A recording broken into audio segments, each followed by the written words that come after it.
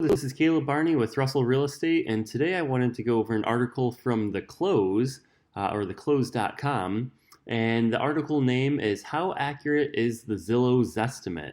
The Truth Behind the Numbers. And I'm always interested in this. I love running numbers in general, and I also like to see how close my numbers are compared to these other automated valuation models or methods. And the Zestimate basically is one of those. It's an AVM. Realtor.com uses three different models, and then Redfin has their own as well. So um, basically, what the author here goes over, and I'm not going to read the entire thing, it's pretty lengthy. She talks about, okay, how is the Zestimate calculated? Again, it's an automated valuation model that analyzes a wide variety of data points collected from users, public records, and the MLS. According to Zillow, what they use for their algorithm is going to be recent comparable sales, home features, things like bedrooms, bathroom count, stuff like that, physical attributes like the square footage of the house, the acreage, historical data about the property that they have, as well as tax assessments. They'll also pull in MLS data, and if it is an on-market house, they'll actually take into account the listing price.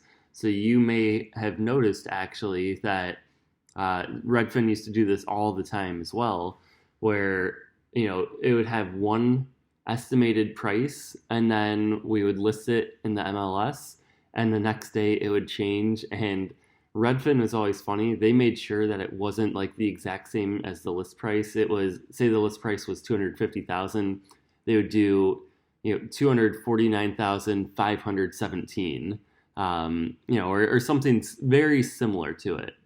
Zillow will also update their estimate based on the listing price. They also do take into consideration market trends, public data, and then user submitted data.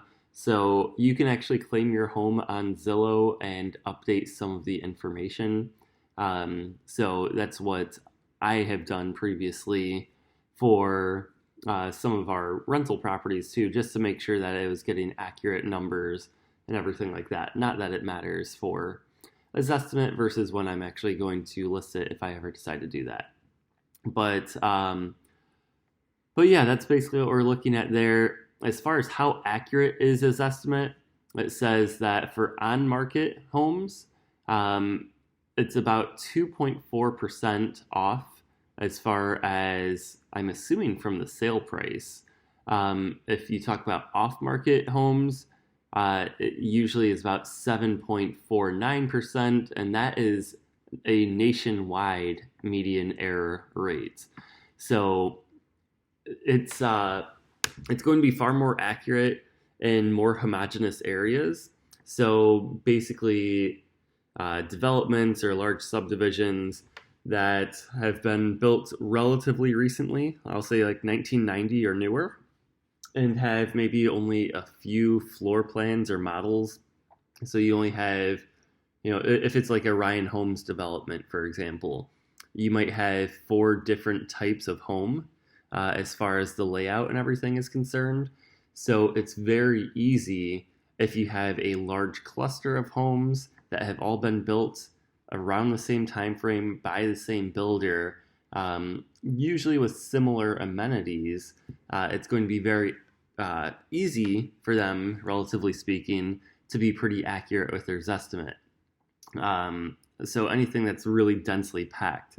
But oftentimes when you get into more rural areas, so for example, I grew up in Medina County, and there are plenty of properties that have, 3 acres, 5 acres, 10 acres or more, built in various time periods by various builders with various amenities. It's going to be, just take that Zestimate with a grain of salt, because that really doesn't have, or more than likely does not have, very many comparable sales, which is really one of the the better determining factors of what your home is worth.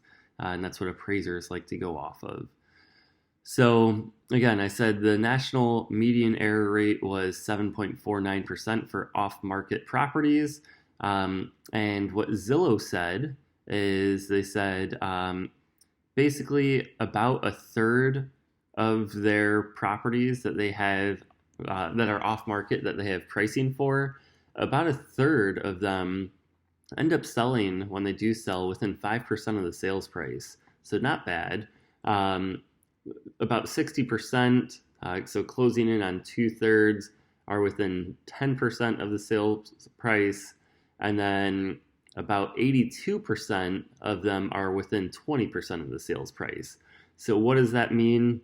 If it's a $200,000 property, that means about 4 out of 5 properties are going to sell between $160,000 to $240,000, and that's basically what they're saying for this estimate. So when you think of it that way, it's not as impressive, to be honest, but still, for never seeing the house, like it's not a bad job that they're doing with the algorithm.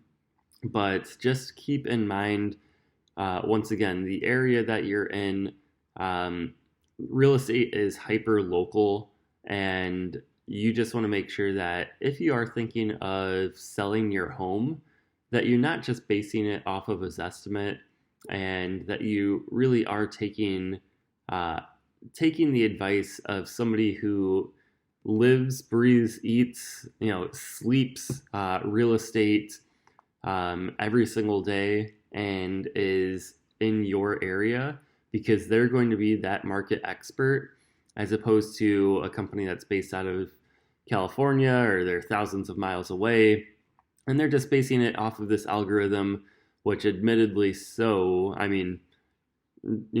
out of 5 are within 20% of the the actual sales price. So, and then roughly 1 out of 5, so 20% of all properties are off by more than 20%. So that's a very significant amount. And if you are expecting to net a certain amount when you sell your home, whether that's high or low, that could be detrimental to, obviously, if it's lower than what you're expecting, that would be detrimental to what you're planning on doing with that money. And if it should have been higher and you list your home too low, that could also be potentially detrimental to selling your home. So always reach out to a real estate professional. If you have any questions, have a great day, or let me know, I'm sorry. And other than that, have a great day, and I'll talk to you soon.